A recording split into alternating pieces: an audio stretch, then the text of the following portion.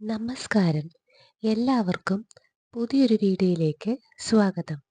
ഭദ്രേ നാരായണ. ഇത് കർക്കിടക മാസം. ദക്ഷിണായന കാലത്തിൻ്റെ ആരംഭമാണ് കർക്കിടകം. ഉത്തരായന കാലത്ത് ദേവന്മാർക്ക് പ്രാധാന്യമെങ്കിൽ ദക്ഷിണായന കാലത്ത് പിതൃക്കൾക്കാണ് പ്രാധാന്യം. ഈ മാസത്തിലാണ് നമ്മൾ രാമായണ പാരായണം ചെയ്യുന്നത്.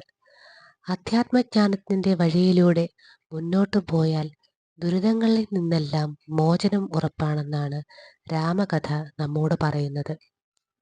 ഈ ലോകത്തിൻ്റെ ഭൗതികമായ അഭിവൃദ്ധിക്കും ഇത് തന്നെ വഴിയെന്നു കൂടി പൈങ്കിളി പാടുന്നു.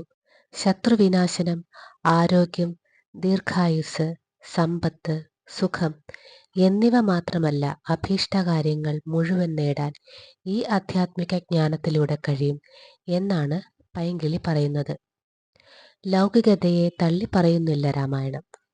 ഭൗതിക സുഖഭോഗങ്ങൾക്കു വേണ്ടി മാത്രമായി പരസ്പരം പോരാടി സ്വയം നശിക്കുന്നതിൻ്റെ നിഷ്ഫലതയെക്കുറിച്ച് ഓർമ്മപ്പെടുത്തുകയാണ് രാമകഥ. ഇന്ന് നമ്മൾ പറയാൻ പോകുന്നത് ഏകശ്ലോക രാമായണത്തെ പറ്റിയാണ്. ഒറ്റ ശ്ലോകത്തിൽ രാമായണ കഥ മുഴുവനായും പറയുന്നതാണ് ഏകശ്ലോക രാമായണം. കർക്കിടകത്തിൽ രാമായണം പൂർണ്ണമായും വായിക്കാൻ സാധിക്കാത്തവർക്ക് ഏകശ്ലോക രാമായണം എന്നും ജപിക്കുന്നത് സമ്പൂർണ്ണ രാമായണ പാരായണത്തിൻ്റെ ഫലമുണ്ടാകുമെന്ന് പറയപ്പെടുന്നു. രാമായണം എന്നത് രാമൻ്റെ അയനമാണ്. അയനം എന്നാൽ യാത്ര എന്നാണ് അർത്ഥമാക്കുന്നത്. ഈ യാത്രയുടെ സംഗ്രഹമാണ് ഏകശ്ലോക രാമായണം. ഒരിക്കൽ ഭരതൻ ഹനുമാനോട് രാമരാവണ യുദ്ധം കണ്ടിട്ടില്ല എന്ന് പറഞ്ഞു. ഹനുമാൻ ഒറ്റ ശ്ലോകത്തിൽ രാമന്റെ വനവാസം മുതൽ രാവണ നിഗ്രഹം വരെ വിവരിക്കുന്നതാണ് ഏകശ്ലോക രാമായണമെന്ന് പറയുന്നത്. രാമായണത്തിലെ പ്രധാന സംഭവങ്ങളെല്ലാം ഈ ഒറ്റ ശ്ലോകത്തിലൂടെ പറയുന്നു. ഗോസ്വാമി തുളസീദാസനാണ് ഏകശ്ലോക രാമായണം രചിച്ചതെന്നും പറയപ്പെടുന്നു. ഒറ്റവരിയിലുള്ള ഈ ശ്ലോകം മനപാഠമാക്കി എന്നും ജപിക്കാവുന്നതാണ്. ദുഃഖങ്ങളും ദുരിതങ്ങളും മാറ്റി മോക്ഷപ്രാപ്തി ലഭിക്കാൻ രാമായണ പാരായണം കൊണ്ട് കഴിയും.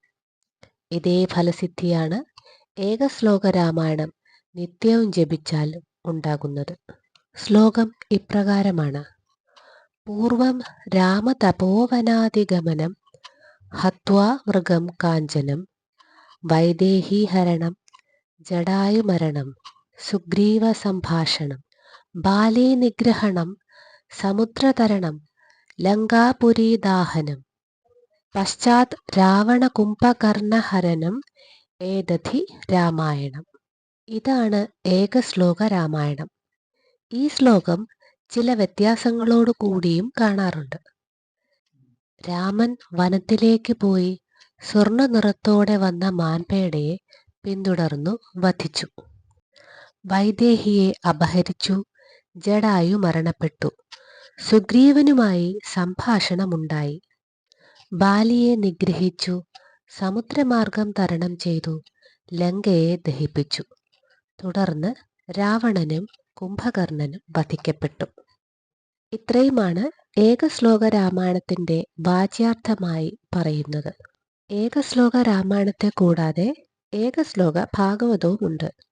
പഴയ തലമുറയുടെ അറിവുകളിലും ഏകശ്ലോക രാമായണം പ്രസിദ്ധമാണ്. നിത്യവും രാമനാമം ഉരുവിടുന്നതും മനസ്സിലെ ഇരുളിനെ അകറ്റി പ്രകാശപൂരിതമാക്കാൻ സാധിക്കുന്നു. എല്ലാവർക്കും നല്ലൊരു രാമായണ മാസം ആശംസിക്കുന്നു. വീഡിയോ ഇഷ്ടമായാൽ ലൈക്ക് ചെയ്യാനും ഷെയർ ചെയ്യാനും സബ്സ്ക്രൈബ് ചെയ്യാനും മറക്കരുതേ. ഭദ്രേ നാരായണ.